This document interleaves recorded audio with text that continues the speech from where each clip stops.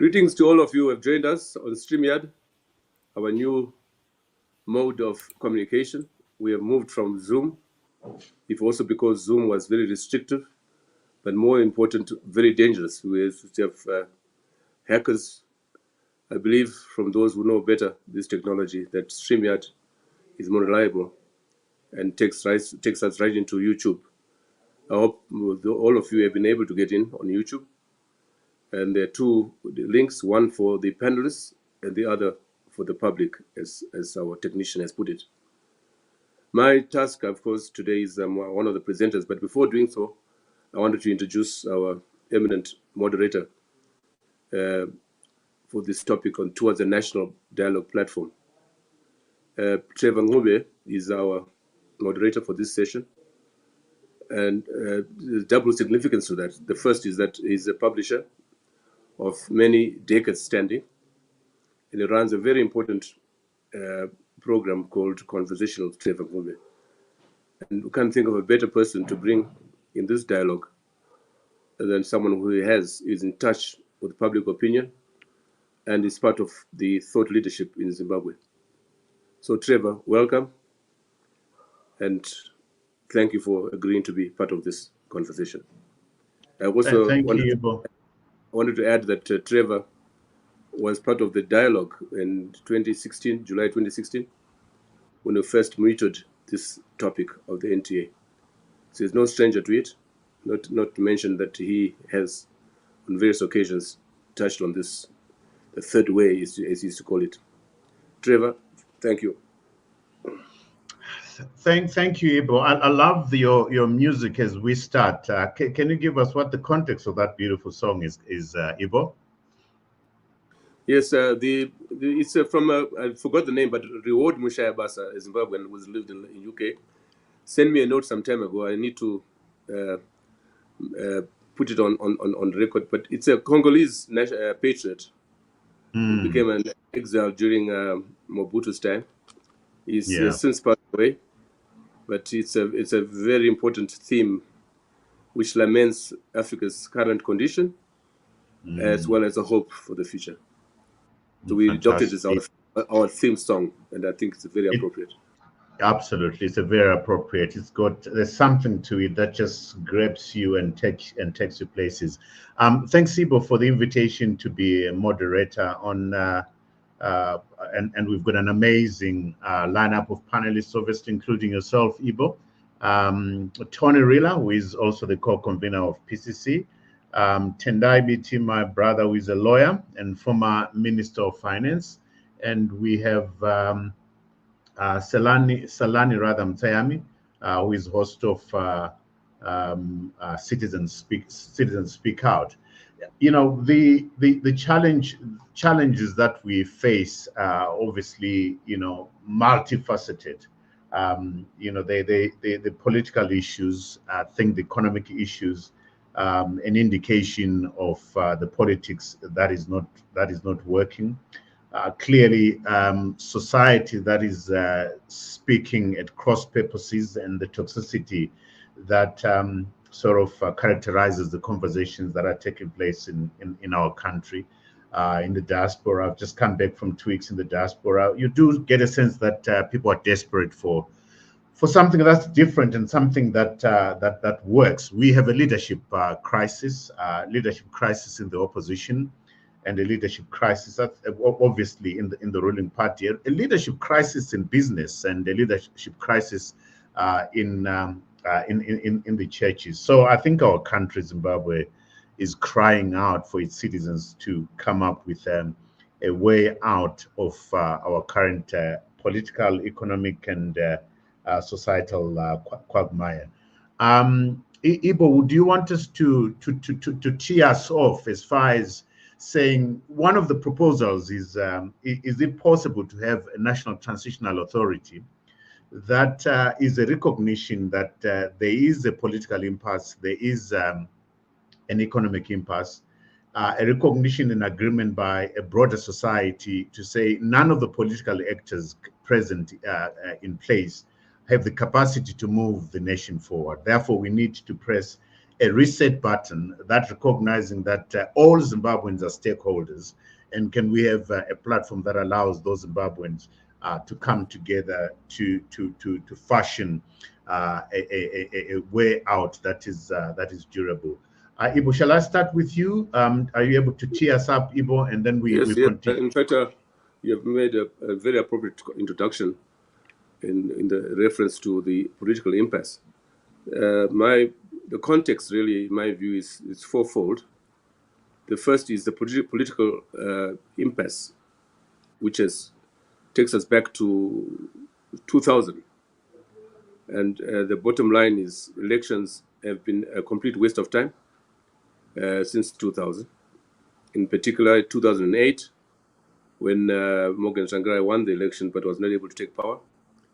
2013, when the SADC head of state, in particular Zuma, warned the opposition not to go into elections. I was there in Maputo at the SADC Summit, and the opposition still went into the elections. 2018, we know what happened, and 2023, the disaster is still fresh in our minds. So elections have failed. Clearly, they become more a mode of self-legitimation of an illegitimate situation. Number two is the military intervention. The military has always been the background since 2000, being a hangover from the liberation struggle in which ZANU-PF was in control of the politics, even though the narrative was that the politics guide the gun, but that was the position. So we have a situation where the military has become more overt since 2017. The coup, which, contrary to the expectations and the celebrations on the 18th of November, has turned out to be continuity of the same regime that we know. And what we have, therefore, is from a nightmare to a real disaster before us. And now, Tony Rila was talking about the Afrobarometer. One of the statements from the barometer is that Zimbabweans prefer democratic dispensation and are opposed to a military dispensation. The third element is that we have an incomplete constitutional process and the absence of constitutionalism itself. And therefore, we have a serious democracy deficit. One, no accountable executive, no vibrant legislature, and no fiercely independent judiciary. So the three elements that constitute democracy. Fourthly, we have, as Trevor has just indicated, we have an opposition in utter chaos. I've always called it a compliant formal opposition, or the lack of it altogether. More important, over the years, the opposition has never been able to define an alternative. And the GNU of 2009-2013 showed the extent to which the opposition was more or less compliant, and that their main objective was just to take over power from ZANU-PF, if not also share power with them. So this is the context in which we find ourselves. And secondly, we have a dire economic situation, the scourge of corruption. In the last, a month ago, we had a topic on the scourge and cost of corruption in Zimbabwe. And Tendai Biti was graphically outlined the implications of the scourge and the cost thereof, in the fact that we are losing 10 billion a year, and we have lost 70 billion over the last 7 years through corruption. We have a currency crisis, and the extent of our economic situation is also reflected in the diaspora, which, according to our research, almost 80% of professional and skilled Zimbabweans are now outside the country. We have a debt restructuring exercise which has gone up in smoke. And so The question, therefore, is what to be done. And we have been working on this since 2016, when already the reality of the political impasse was evident, and the possibilities of a coup were already in the horizon. And we began to coin the National Transitional Authority. We have two books here, I will just show. This is the in Zimbabwe in Search of a Comprehensive Political Settlement, which really is the subject of this presentation. This is available at SABBATH and online. And there was another one which reflects the view of the PCC, myself and Tony Rila, the struggle for a transition in Zimbabwe. So this is where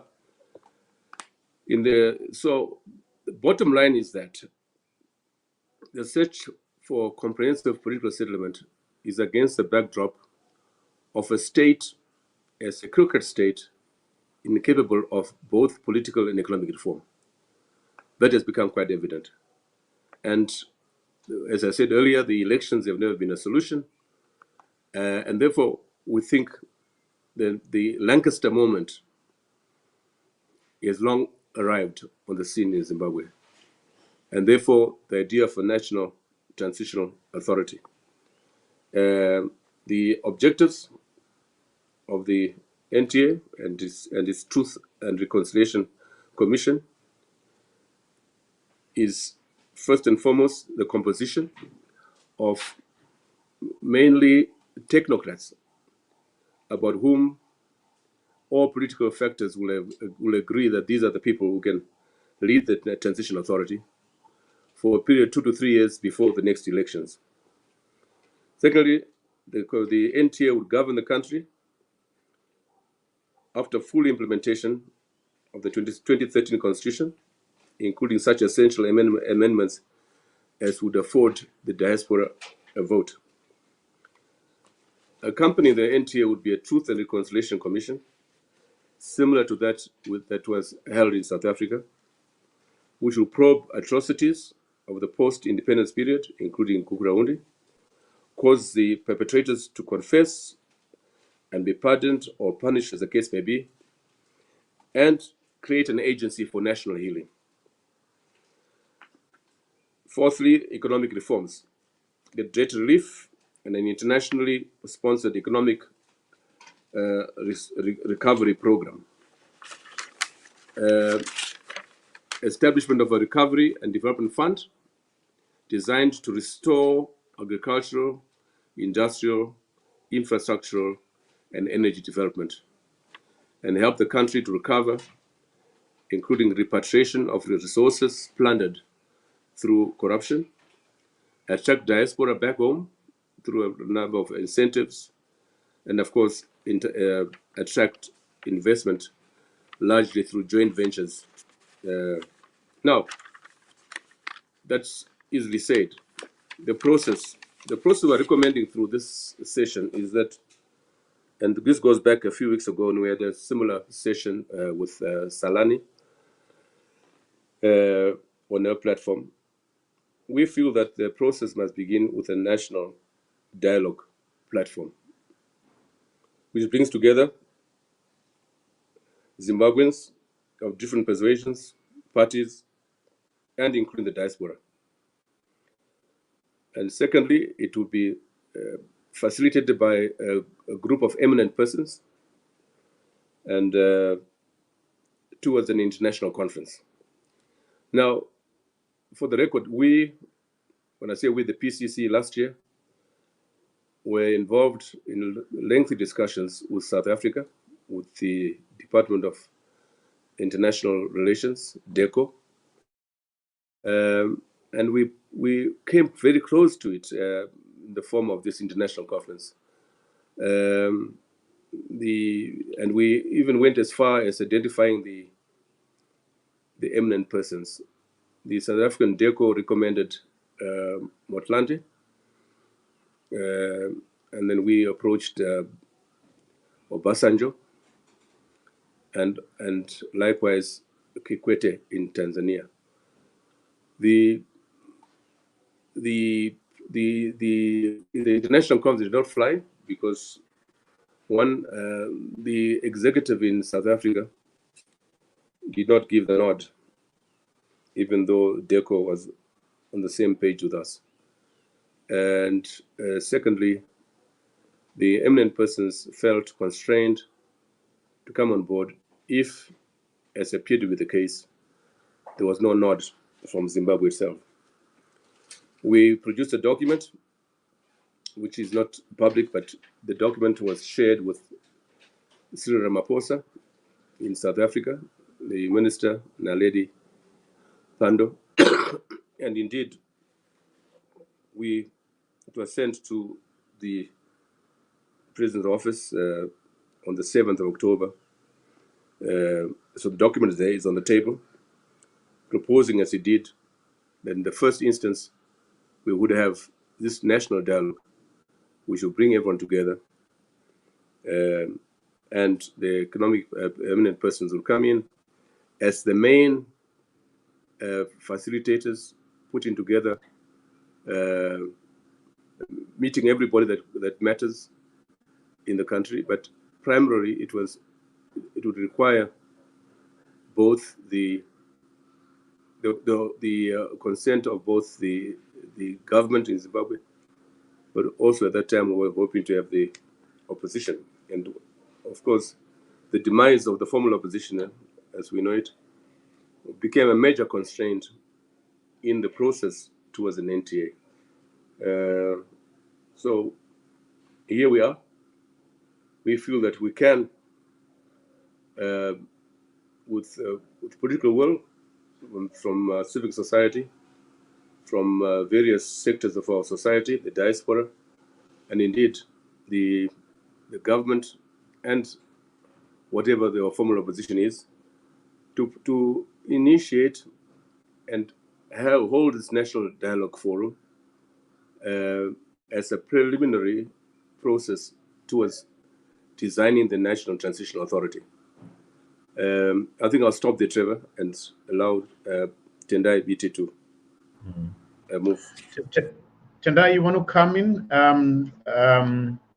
Ibo has teed us up very nicely with those 8 or so points, but with the four key issues around the opposition rather the chaos in opposition, the economic collapse and the corruption, the incompatible constitution that we have, and the fact that elections have really failed us, 2008, 2013, 2018, 2023, and tabling that question on the table, what is to be done. What's your sense, Tendai? Perhaps starting off with a pushback that says this all sounds very elitist and sounds very idealistic. What's your pushback on that, Tendai? Well, thank you, Trevor, and good evening to Zimbabweans. I think that let us identify the mischief.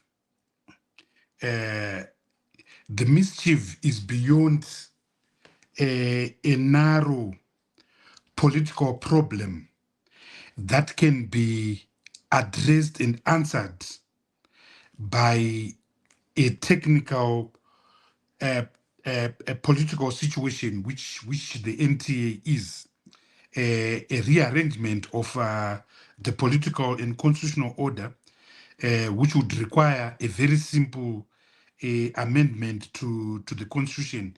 And I'm answering the question often posed by many, that how would you implement and actualize an NTA?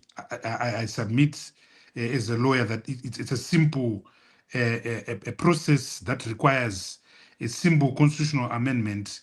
We have the precedent of the 8th schedule to the constitution that gave rise to the GNU. But I think that what needs to be unpacked is understanding where we are, the multifaceted crisis that Zimbabwe finds itself in, a deep structural crisis centering around politics, a disarticulated national vision, toxicity that you have already referred to, Trevor, poverty, a captured state, disemboweled and dismembered institutions, be it the judiciary, parliament, and so forth. A deep structural economic crisis of low productivity, and huge poverty. So it's a classical status quo of a failed state along the status quo of Somalia and South Sudan.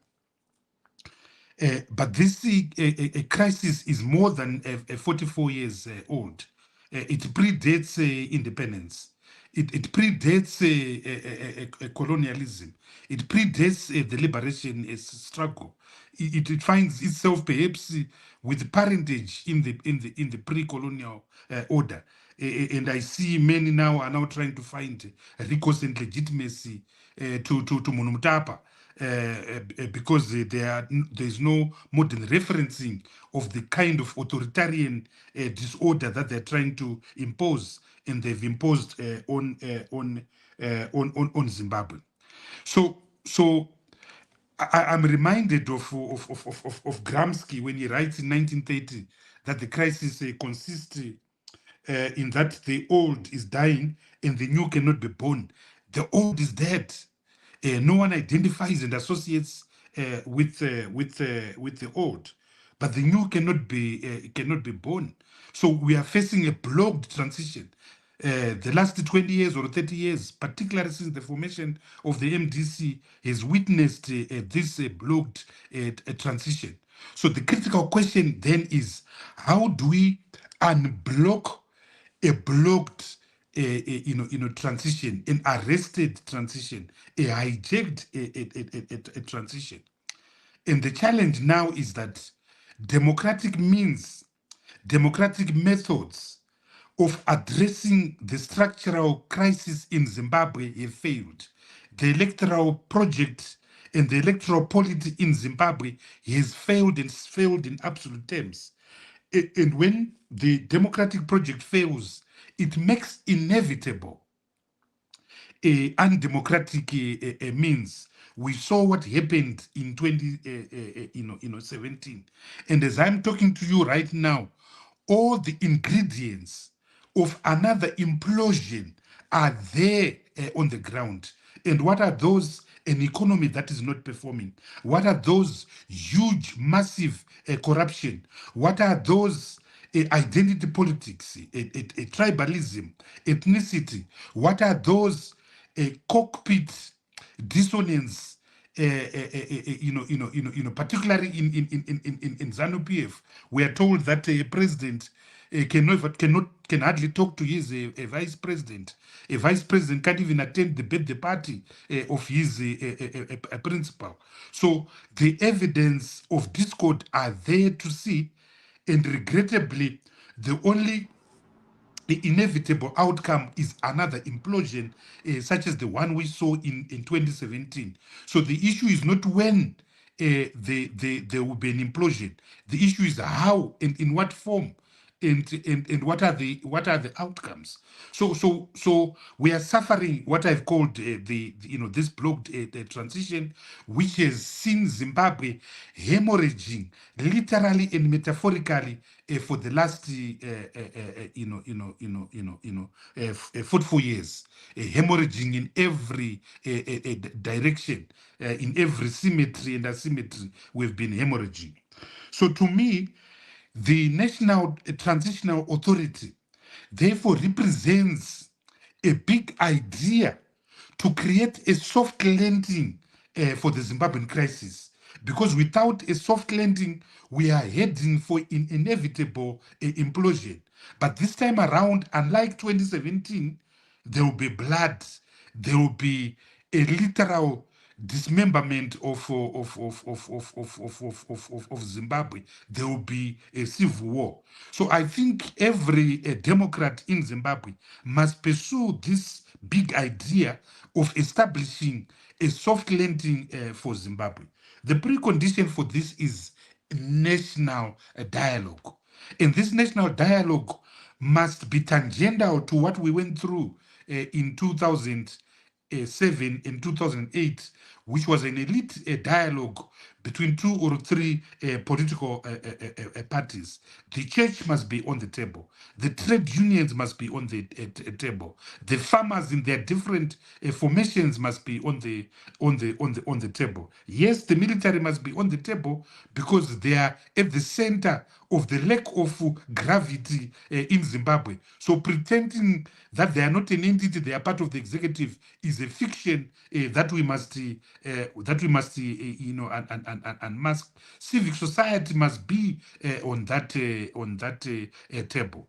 What should be on the agenda of this national dialogue? I think it is the essence of the Zimbabwean crisis. The entire essence of the Zimbabwean crisis. Why is it that 44 years after independence, we have a disarticulated a national vision? We have no national vision at all. Why is it that 44 years after independence, there is no social fabric, and Zimbabwe simply exists as a geographical formation? And even though we gained independence out of nationalism, there's nothing nationalistic in Zimbabwe, particularly from those that are masquerading as its leaders and whose offices are located somewhere along Samora Machel. So deeper questions must be addressed. And deeper issues, particularly insecurities from the different sectors of our communities. We must address the concerns and issues of the people of Matabeleland, for instance, the issues around Gukura Hundi, the issues around transitional justice. We must address the issue of the land question, for instance. I am a lawyer, and literally every day I'm representing some person being displaced because ZANU now sees him or her as disloyal. We must address the economy that is now so informalized that 76% of our people are in the informal economy, trapped in low productivity, low income jobs. We must address the demographic implosion. Doubled, but we are not creating sufficient jobs to catch up. The problem of urban invasions, every little square of Harare is now being scratched, and the little building is being constructed. So we must address the issue of collapsed national institutions. The Zimbabwe Election Commission. I'm fighting the Auditor General through a client. The Zimbabwe Election Commission has not been audited in the last 5 years, 6 years. What does that mean? So it's a broken down state, and what must be on the agenda is the broken down status quo.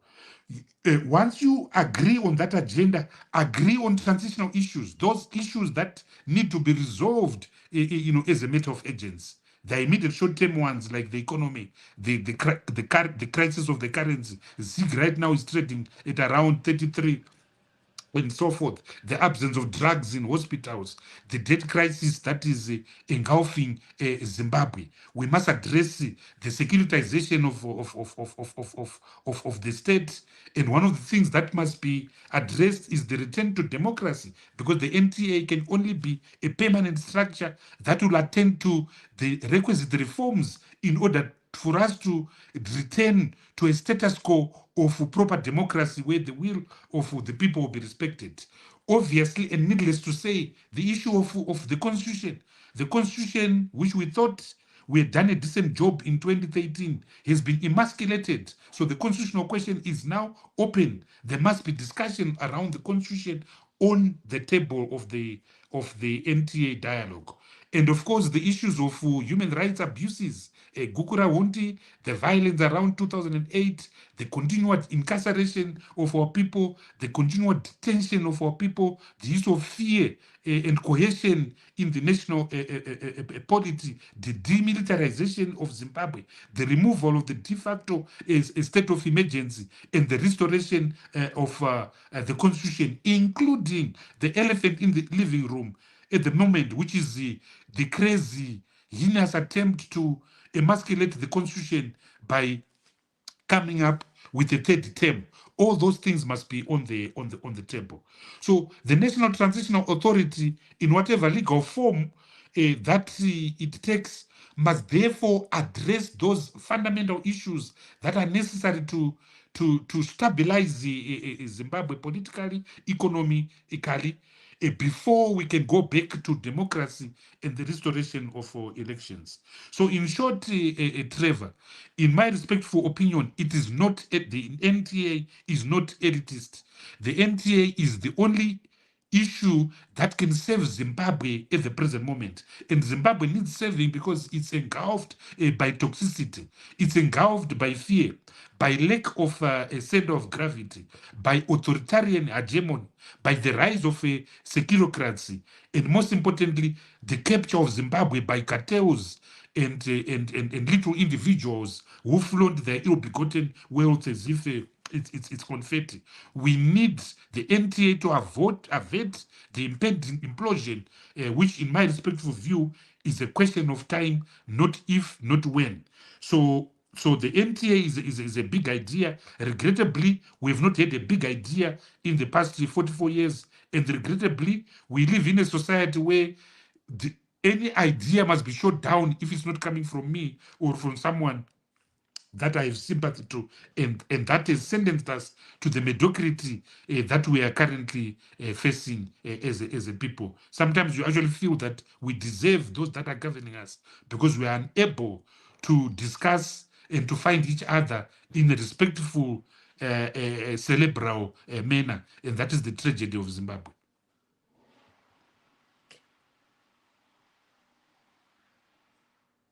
The issues, and thank you for responding to my. Thank you. Can you hear me? Can you hear me, guys? I can hear you. Hello? You can hear me? Ibo? Yes. Hear you. I can hear Tendai. Ibo, are you there? I can hear you. Can you hear me? Salani, are you there? I can hear you clearly. Salani? Hear me? It looks like it's just you and me, Tendai. Where's everybody gone? I can see it. Sorry, gentlemen. Can you all hear me? Yes, we can hear you. We can hear you now. Salani, oh, wonderful. You have been listening to what Tendai has been saying? Yes, I have.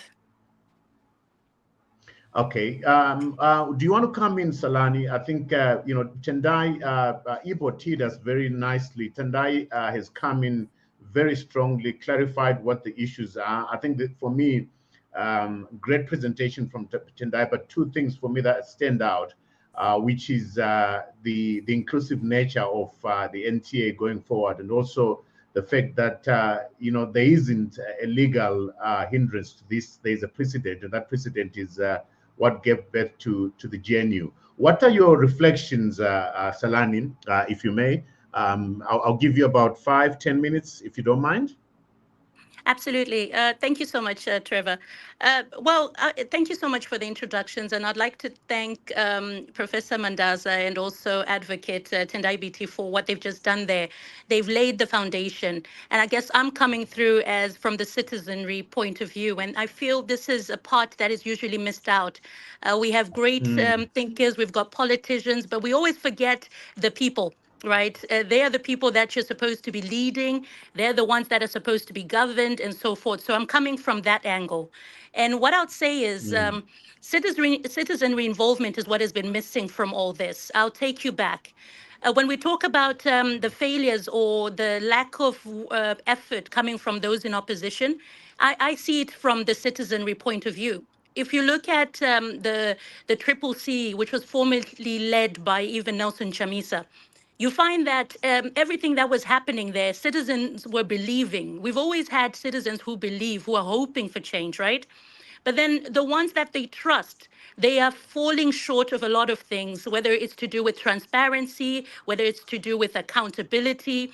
They cease to do things that make the citizen trust grow. Rather, it dwindles down, and it comes to a point where citizens start to question things, to say, wait a minute, you told us this yesterday, and now you're doing this. Why is there such a disconnect when the messages are coming through from our politicians?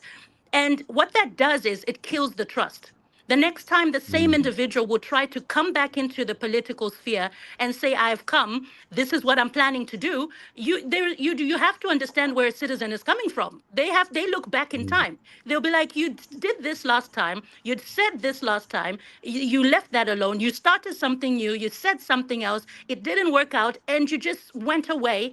And it's like politicians come in whenever they feel like it. So I'm sorry, but I have to say, we need more from our politicians. And what I'm pleased to hear from the National Dialogue Platform is that we are also including the citizens now. It's not about the politicians doing it by themselves, because we've left things to them and they haven't done it well. And now it's about bringing the citizens in to say, okay, let's work with those who want to work. Right? Let's listen to what people are saying. Let's hear each other out. And also, when we're listening to them, we're not going to look at you based on, are you ZANU-PF? Are you MDC? Are you Triple C? Are you this and that? It's on the basis of being a Zimbabwean citizen. And this is what is important. We all have to come back to the tenets of what it means to be Zimbabwean. That is what it is right there, where we have to believe that if I want a situation where I'm paid right, the economy is working well, it's not based on my political affiliation. It's not based on who I am in society, but it's based on the mere fact that you're a Zimbabwean, and that's what you deserve. But we are not seeing this. Currently, the governance in Zimbabwe it's either, if you're ZANU-PF and you support a certain thinking or ideology, it appears as though you are the ones who get the benefits. If you do not agree with them and you side with somebody else who's your favorite politician, then you also don't get the benefits. Why are we doing that?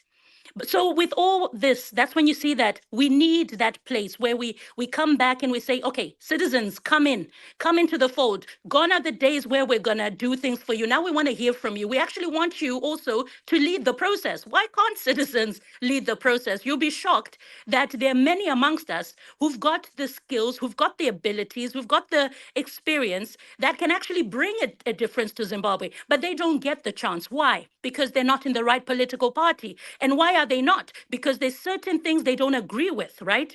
Politicians have got their own way in their parties of saying, this is what we stand for, this is who we are. But we don't all subscribe to that. But one thing we can subscribe on is wanting a Zimbabwe that works for each and every one of us. And I feel that is where we need to stand on. So if you look at citizenry involvement, I need to really stress this point. I want to give people examples so people understand where I'm coming from. We don't want citizenry involvement when it comes to voters that you need during or towards an election. That's not what we're talking about here. We need to come away from that. A citizen is not just important when it's election season and you need their votes. They're important throughout the process. Every single day of the year, a citizen is important. Whether it has to do with local governance, whether it has to do with national governments, you need to know where a citizen stands and you need to involve them in the process. Because when you have citizen participation, ultimately, that improves voter confidence. When citizens see their governments actively listening to them, they feel valued, right? Now, this is an unspoken pact of loyalty. It helps reduce so many levels of apathy, which leads to greater political efficacy. So all these things, if you were to look at it, and if our leaders were to come to a point where we say, okay, citizens, let's come together, sit at a table. That is one thing I'm most passionate about. Speaking out, where people come together, you communicate. Because you would be shocked to find that a lot of the misunderstandings that we have, a lot of the problems that we have in our country are based on the fact that people don't want to sit together. They don't want to communicate, right? They don't want to listen to each other. They don't want to hear what somebody else has to say. And when you do that, you shut that space up for there to be a workaround, a way in which things work together for the greater good. So I am a huge propellant of citizenry movement, a huge propellant in hearing what citizens have to say. And in other words, basically, even their participation will definitely send that message of they can count on you. Just bringing people in. And I'd also go as far as saying, because if you think about the NTA, I mean, we're talking about 2016, the discussions have been going forward, right? What I would say as well, gentlemen, is that now is the time to act. One thing that happens when an idea is sown, it's like a seed. That seed has to be put into the ground, it has to be watered, it has to die, it then has to grow, and then it bears fruit. I would say now is the time where we start to see that fruit. It has to start bearing fruit. It's been watered. We're talking about 2016. How many years ago are we talking? And so there comes a time where the action part of it has to come in, because that is what matters at the end of the day, the action, the results that you get from that. And so I am a huge propellant, as you can see, Trevor, and everybody else is on the platform. And I'll end there for now. I thought I'll just bring that side in regarding citizen involvement. Yes. Before you go, Salani, Yes. so Tendai did articulate in a way how he sees citizens' involvement coming in, which is the church, the trade unions, the farmers, the military, civil society. Would you add anything to that? I mean, not all 16 million of us will sit around the table. How do you see that representation coming in? Right. Thank you so much for that question. Yes, I did hear that part, and I've heard it before, I have to be honest. Whenever politicians are speaking, they'll say, we want the church, we want the army, we want the so-and-so. My question has always been, who is that church? Because they're very selective. Imagine a situation you're being told the church. How many churches do we have in Zimbabwe? Right? We've got possibly Muslims, we've got Christians, we've got Mazibaba there, we've got so many churches to talk of. They need to be specific when they talk about church. Who in the church? Tell us who, because we're talking about transparency here. When you talk about the business people, which businesses? We need to know so that people know that no one is being left out. I've heard this over and over again from politicians when they're speaking. They just sum it up and use a name, and then they expect us to just say, oh, since he mentioned church, therefore it means all churches are involved. No, it doesn't. What that generally means is that they select which church. They can't even select which church do we want them to be involved. And that's a problem for me, because I want a situation where... Salani, shouldn't we, in this where we're discussing right now, be saying to ourselves that, the citizens themselves, ought to be chipping in to define, how that representation for citizens comes in, instead of citizens waiting for politicians to articulate that? Shouldn't we have that kind of position? Okay, are you saying then that the position is that if you're a member of a church, this platform is open to all churches, and then they come in and you work with the ones that have come in? Is that the angle that will be used? No. I am saying you, as a spokesperson, representing the citizens, should you not be involved in defining who should come in?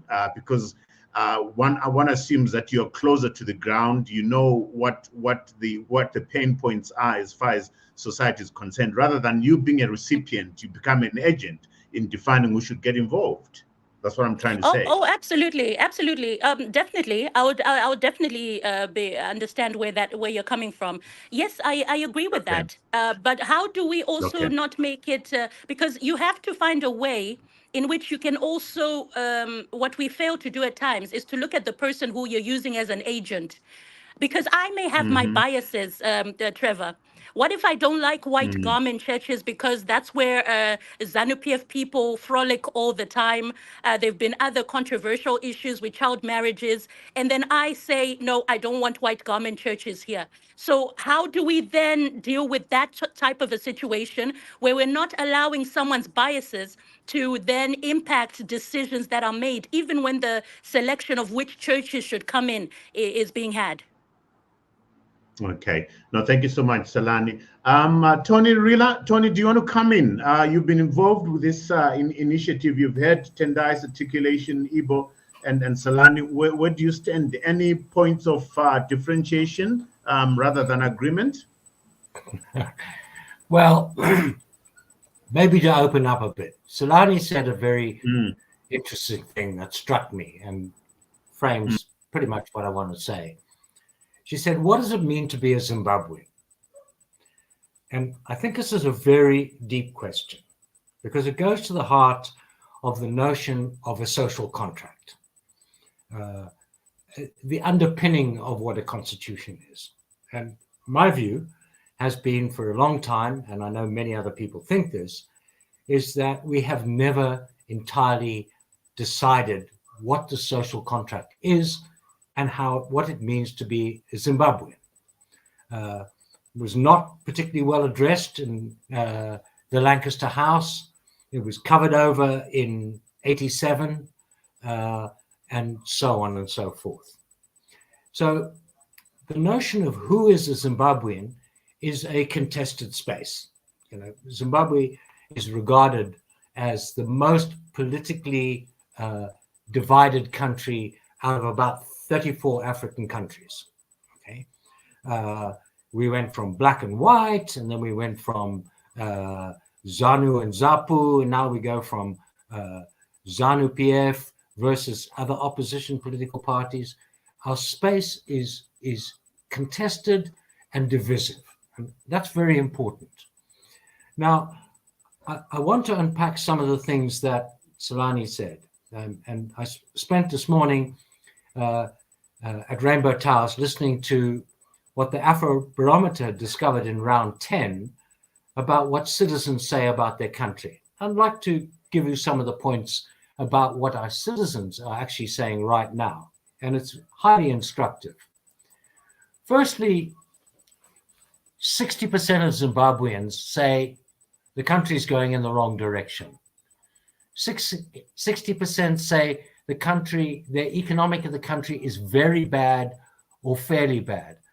A similar percentage says that their own personal living conditions are fairly bad or very bad. I'm picking up points that Tendai's made. When you ask them about poverty, then the poverty index is extreme. Zimbabweans are saying we are deeply, deeply poor. They even say majority of them, whether rural or urban, don't think the new currency is going to solve our problems. And the majority of them, massively, say unemployment is the major problem that the country needs to address. This is picking up on Tendai's point that what the country needs to do is to create employment, to create jobs, to create industry and commerce, to make things happen. When it comes to the notion of presidential terms, 80% of Zimbabweans demand there is a limit on presidential terms. But, and this is another point that people picked up, we vote. Nearly 80% of Zimbabweans in the survey said they voted in 2023. But the majority of Zimbabweans actually don't participate. And this is where I want to get to. In the survey, they ask questions like, do you get together with others to request some kind of action? In other words, do we go and ask our local councillor to take some kind of action or our MP? Nearly 80% say they never do that. If you ask them, have they ever contacted the media? Nearly 100% say that. If you ask them, have they ever talked about politics on social media, or 95%. And if you ask them, have they ever attended a demonstration or protest march, nearly 100% of Zimbabweans say never. Now, what does that mean? Now, I would submit that Zimbabweans have given up. We use this term apathy. What I suggest is more important to understand is two factors. One is undoubtedly Zimbabweans have been subjected to extreme violence for 24 years at elections, and not just elections. I mean, for example, during the SADC Summit, where everybody supped and the leaders were very happy, serious human rights violations were taking place in the advent of the SADC Summit. And We know about the violence during elections, and some of them are massively extreme and very physically violent, but other times the violence is endorsed and carried by intimidation. But the most significant factor for me is that Zimbabweans have given up. And this is measured by something called political trust. Now, in political economy, political trust is the heart of the social contract. It is the trust that government places in the citizens to trust them, and the trust that citizens have that the government will fulfill their aspirations and their needs.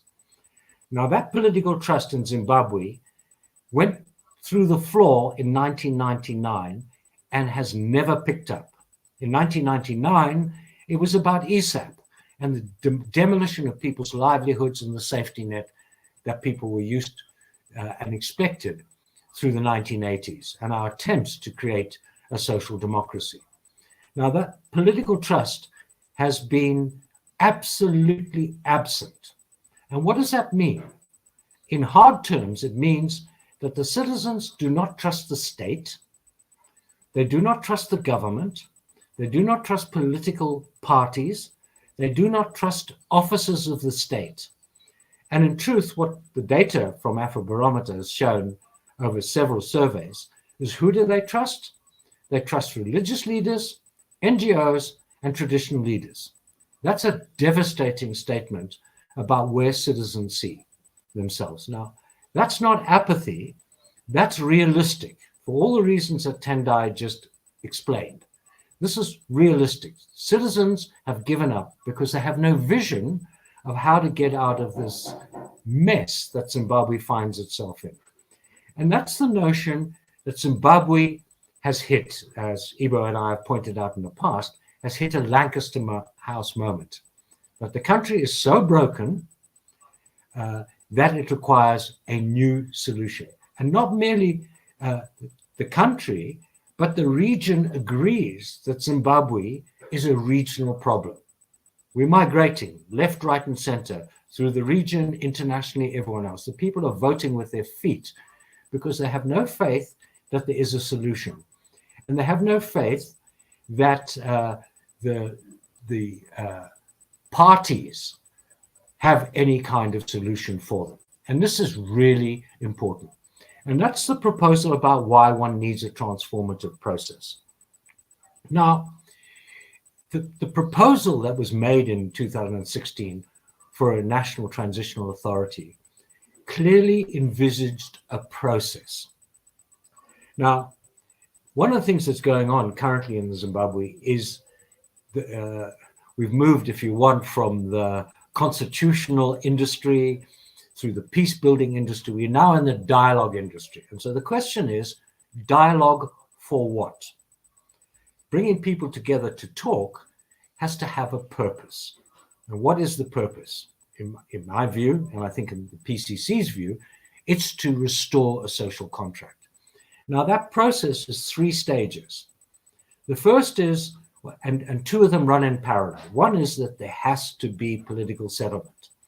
And I'm glad Tendai made the point as a lawyer, and a very astute lawyer at that political problems require political solutions and not legal solutions. So when people say, oh, but it will be unconstitutional, constitutions live to deal with reality. And when reality shifts dramatically, then you raise the question about whether the Constitution is adequate. And I'm glad that Tendai pointed out that the impediments to setting up some kind of process for a transitional authority is not complicated. So it requires 2 stages. It requires political settlement. And that is the key role that Ibo talked about at the beginning. And that is accepting that this is a regional problem and accepting that this country is stuck with no possibility of political or economic reform. This requires a political solution. And that means major political players have to be brought to the table to discuss the way out. That's the notion behind going to the region, to the continent, and saying we need an intervention. This happened a long time in our history. 44 years ago, people agreed we need a different solution. And a soft landing on the basis of what was heading for a very hard landing happened. Lancaster House happened, and a discussion happened, and the country moved forward. That political settlement has to happen. In parallel, and this is to pick up on Solani's points, the citizens have to, for this time, not be subjected to an elite pact like Lancaster House or the global political agreement. They have to have a say. Now, that's a process in itself. How do we constitute that dialogue? How do we bring people into it? That's a process. So developing political settlement is a process. In parallel, national dialogue is a process. The outcome of that is an agreement that a transformational process must happen. So, as Ivo pointed out, there are some ideas to put on the table. These are not cast in stone. These are suggestions for how we go about thinking about what that process looks like. And that process is unlikely to be quick, but it's utterly necessary. And Tendai made the point very clearly that in 2016, the proposal for a National Transitional Authority was for a soft landing. And that was proposed because when Ivo wrote his paper on the securocrat state, one of the points he made is that this situation could lead to a coup. Well, that was prophetic because it did happen. And when things get unstable, it might happen again. And these are not desirable outcomes. These are hard outcomes, not soft landings, hard landings. So this is the discussion. And when Solani says this is a seed, this is a discussion that needs to get out there and needs to be talked about, and it needs to get to the ground. Because if the citizens have given up, they need an idea. They need a transformative idea, and not the idea that's been pervaded for the last 24 years, is if you just vote, something will happen. And the answer is elections have not solved our problems for 24 years. All they've done is exacerbate the problems and continue the problems. So I'm an advocate, obviously, because I've been pushing this idea for nearly 9 years now.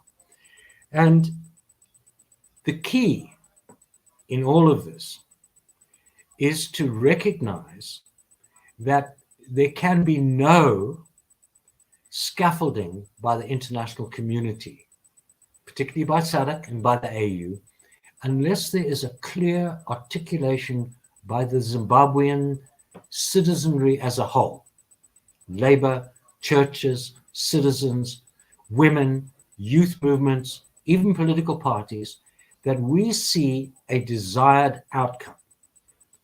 Because we can tell you that in nearly 9 years of pushing this idea nationally, regionally, internationally, the response that we get endlessly is that is the right solution.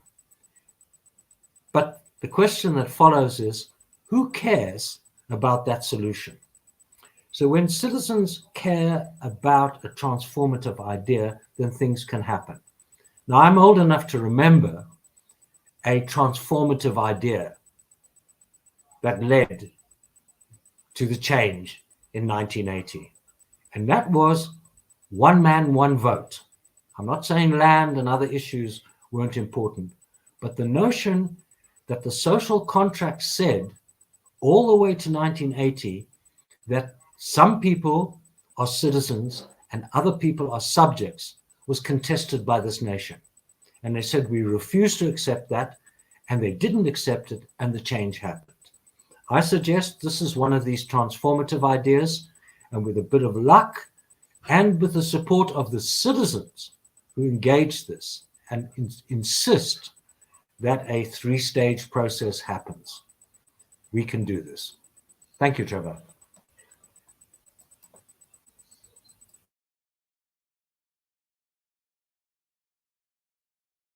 PMG, we note your comments.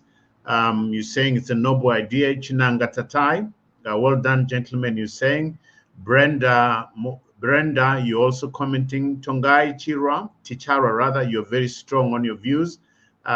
Somebody says this is an old recording. No, we are live right now. Elvis Mangisi, we see your views. Elvis Mangisi, you're very active. And Tebe, a big go, very engaged and very constructive comments. You're very engaged. We love that. Let's keep those comments coming. Let me go to Ibo right now. Ibo, Salani says, gentlemen and ladies, it's time to act. And Tony tables a challenge there, and that challenge is how do we get the citizens engaged? How do we get the citizens engaged? This is a transformational idea. This is a big idea, but how do you sell it to the public so that the public are not, as the Afrobarometer survey has shown, are disengaged? They're completely disengaged. They are not protesting. They are not voting as we would expect them to, but they are claiming, rather they're owning up to poverty. So the question that I want to ask Ibo is, it's time to act, but what gets done? This is a transformative idea. How do you sell that transformative ideas to the majority of the people? Ibo? Let me begin with a more depressing situation, which is that the NTAs have never worked except when there is blood on the floor. And we have in vain tried to bring about an NTA so as to preempt blood on the floor. In short, do we have to wait for blood on the floor? Because ultimately we are heading that way if there is no solution now. And then we will have less latitude in terms of how that NTA is designed. So we're trying, under difficult circumstances, to do the virtually impossible, but we have to persist. The second point is that throughout the 9 years since we began discussing the NTA, the issue of modus operandi has been central, and not to mention the more pertinent one, which Salani and others have raised, how to involve the citizenry. Now, in the history of politics and the history of settlements, including Lancaster, one can't avoid a level of elite pact. I mean, not everyone could be at Lancaster in 1979, and even some of us who were there as backroom boys.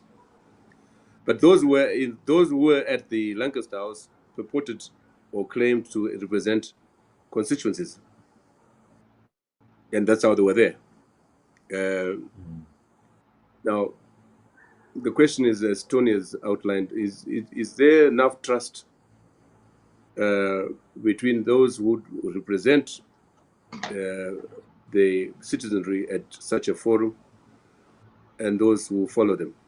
Now, to answer the question, I think that we need to, on the modus operandi, we need to define. My proposal is as follows: that we canvass the various citizen groups, including Salanis, including yourself, Trevor, the media, and try and draw up a representative list of people who would attend the national forum, the dialogue forum.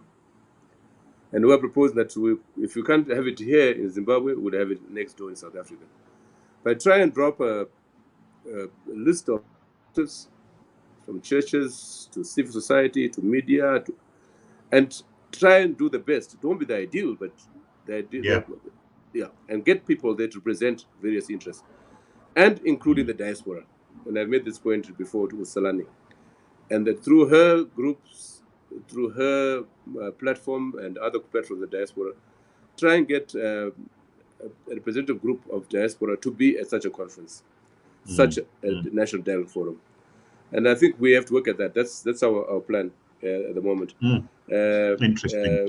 It's difficult, but we have to. That's the only way we can do it. If it was easy, Ibo, somebody would have done it. Let me just acknowledge, Ibo, before you go on. Kingston Nyamafeni. Kingston Nyamafeni on YouTube says, definitely citizen involvement is key. But I think there is an important group of citizens that needs to be canvassed to understand that they also stand to benefit from change. And he says that group of citizens is the military. And I think Tendai did include that. Tendai, let me come to you now. If you could just pick up from where Ibo ended in terms of getting the citizens involved, to use your term, to unblock this blockage that we have got right now. It's fundamentally important to get the citizens involved. Tendai, from where you sit, how do we do that? It might appear on paper to be an insurmountable challenge, but it isn't, because we are not in Rome or Athens 600 years ago. So we're not talking of direct representation. We live in an era of representative democracy. So what we need to do is to get as many people, as many organizations sign on board. As many organizations. Everyone who wants to come must come. And there must be no precondition. There must be no precondition. So if the Church of Wapusa wants to come, they must come. If the Church of White Garments, as Solani calls them, wants to come, they must come.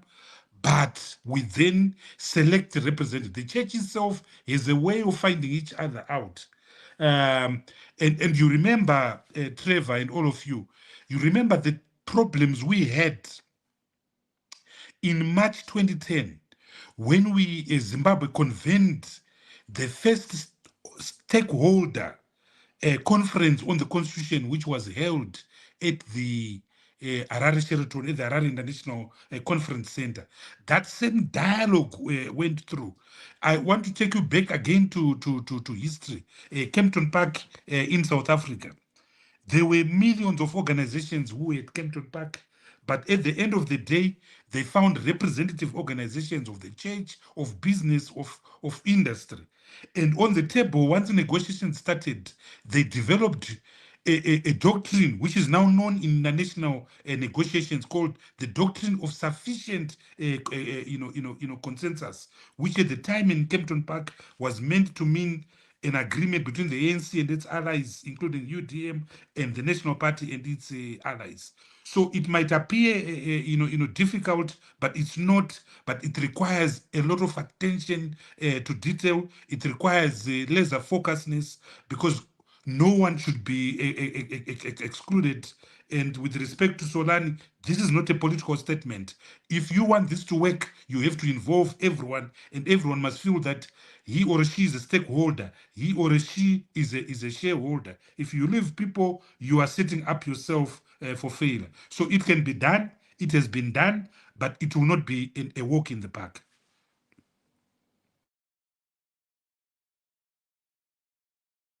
YouTube, I notice Gavin Fumai, you raise a very important point. You say the Zimbabwe internal players are in a log jam or under a pincer, as it were. Then he says NTA or NDP requires diaspora players who are perceived neutral. I think both Ibo, Salani, and indeed Tendai have all been very strong in emphasizing that all citizens will have to take part in this, and that indeed that the only qualification that ensures that somebody participates is that you are a citizen. The fact that you are a citizen means you participate. You are allowed to participate there. That's the only qualification. So, Gavin, thank you so much for those comments. Salani, let me come to you. You've heard what Tendai has said about citizens' involvement and what Ibo has said. You've posed the question, it is now time to act as far as this idea is concerned. How do we move forward, Salani? How do we move forward? And are you satisfied with the input from Tendai and Ibo as to citizens' involvement? Absolutely. Could you confirm, Trevor, if you can hear me? I can hear you. I can hear Salani. Please proceed. Fantastic. Let me start first of all by correcting my honorable there. My name is Salani not Solani, because those are totally different names. Solani means Shorai, and Salani is more like stay well, Salani Kahle. So I think the first thing we Salanigasi, need to yes. do, yes, the first thing we need to do is identity. Let's identify people the way they are. Names are important. I think it's also important to remember people's name or pronunciation and so forth. We move forward because what that does, it makes a person feel welcome. So I just, this is just by the way, Honorable, I've got great respect for Tendai Biti, but I just felt I needed to rectify that because Mangwana, you keep on saying Solani, Solani, that's not my name. So Okay. when you're moving on to the discussion, when you're now talking about how do we get people involved, it's simple. Just be kind. Like, you know, something like Kunguva nice is a start, right? You let people, you welcome people in. That's how you get people involved. You tell them what it's about, because what we've seen in recent times, Trevor, is this type of scenario where if you ask a question, Kuti, oh, Vatanga, someone will be like, oh, right, you're talking about this national dialogue platform, oh, Matanga, another initiative which is going to fall flat on its face. People are saying that because they're hurting. People have had other initiatives that were brought here and nothing came of it. So you need to understand that they'll say whatever. They'll say even mean things. They'll distrust. There's all those type of emotions that are there. But the point is, don't succumb to that, right? Welcome them. If they ask a question, don't tell them, why are you asking? Aren't you tired of what's happening in Zimbabwe? You don't answer a person like that, like you're angry. Because what you do there is you are making them say, why do I bother? And a lot of this has been happening with any sort of initiatives that come in. It's the people who started up do not want to be questioned. Transparency and accountability is missing. So the first thing I'll say, to welcome them in, be transparent, be accountable, answer questions, you know, don't close that door, let it open. And then the next thing is, if people also, because I don't want it to seem as if it's the people who bring the idea who are the problem all the time. No, even the citizens, as much as I said we need citizens' involvement, we need the right type of citizen to get involved. Because what you see, there are some citizens who've got it in their head that if my leader is not part of this platform, therefore it's not a real platform. And that's wrong. Because it's not about their leaders. It's not about their favorite people. This is not a talk show, right, where you're supposed to be voting for your favorite. This is the fate of Zimbabwe that is being discussed. So what your focus should be is on Zimbabwean issues. And if a person is bringing ideas, whether you like them or not, but the idea is good, that is what you need to focus on. Because we've had too much of situations where people just follow someone because they like them and so forth, but nothing ever comes of it. And we need to change that. So citizens have to be responsible. They need to think to themselves, what do I want from this? What do I want to see? And if someone is bringing it and ticking those boxes, then why shouldn't you listen to them? Why shouldn't you allow them to do the work that they have? You'll be shocked, Trevor, as I land, that right now there is a man or a woman out there who God has ordained. Sorry to use the word God. I know this God is in it mantra has been used too much, but I'm a Christian. I believe that there are people out there who've been called to liberate Zimbabwe, but it's because people look at them based on who do you know? How much money do you have? Who are you in political spaces? Why should we look at you? That is why we're missing the ball. You'll be shocked that someone you've never thought of, if they were put in such a position to lead others for a change, they would do exploits. Because what matters to them is about being Zimbabwean first before anything else. And if we can do that, then this is a platform for people out there who've been searching for this and have not known where to go. So I'm a huge supporter of this. I mean, the moment you talk about diaspora, I'm in the diaspora.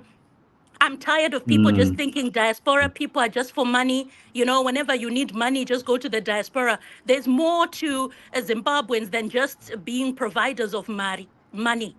Zimbabweans, no matter where you are in the world, even if you were to enter space, you would still be a Zimbabwean.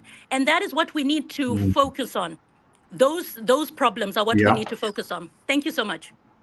Yeah, I think Salani, you really hit on the nail an issue that I think we all have not spoken about right now, which we all need to admit, and that is that we have been battered for such a long time. and we are broken as a people. So you bring about the issue of our national psyche, how we talk to each other, how we refer to each other. That's going to be part of this healing process that Ibo is already talked about. We need national healing. We need healing as individuals so that we can begin to build a new society. It would be odd that we go through 44 years of being insulted, being beaten, and that kind of stuff, and we are not damaged in our minds. So we need to acknowledge that. And in saying that, I'm saying as we speak to each other, it's important to realize that, yes, we come from that background. There needs to be sensitivity around some of these issues. But Salani, you identify the issue 100%. And it's important for us to recognize that as we go on. Ibo, you've been listening, and I've been reading some of the comments from people that are on YouTube. Those comments are coming in as we are talking right now. There's 109 people that are listening to us right now.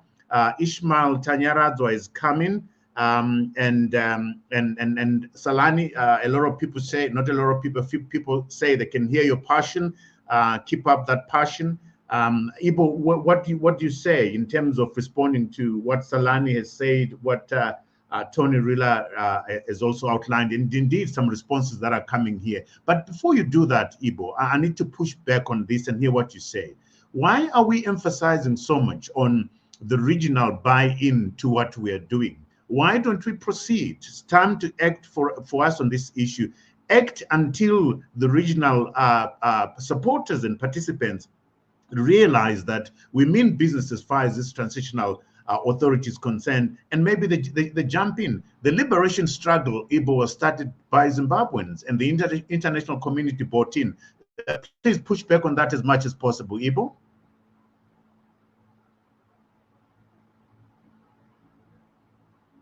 Hey, Ibo. Trevor, Ibo just went out a minute. The network is a bit bad. He'll be back just now. Oh, you'll be back just now. Tendai, do you want to respond to that?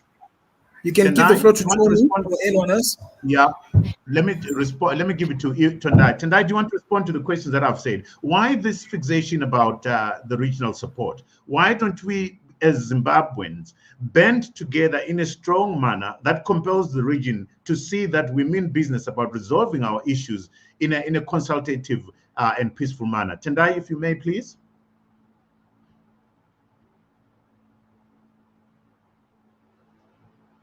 Is Tendai still there? Yes, I'm there. Can you hear me?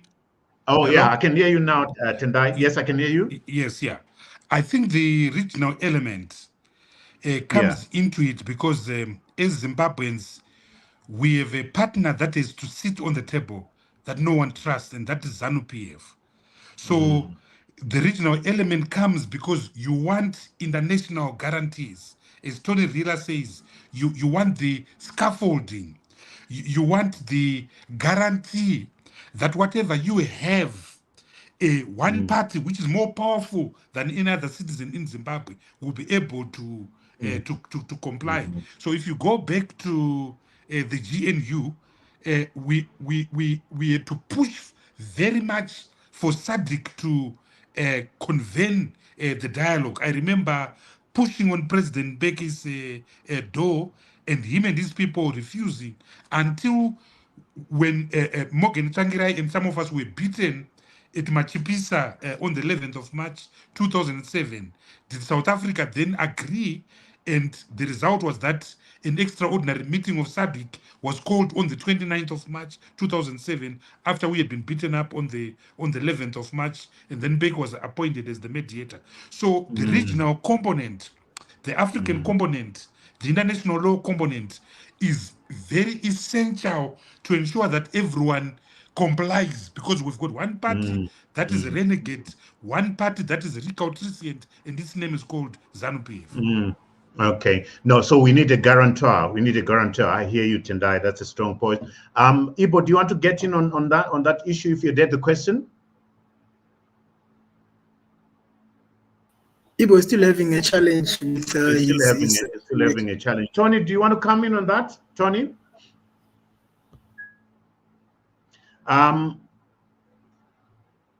Before Tony comes in, as Tony get ready to come in, I'm going to read puts Ndlovu's comment. He says Zimbabweans lack political tolerance. Chinu Chedu mentality won't help. Zim will continue to exist when all the political parties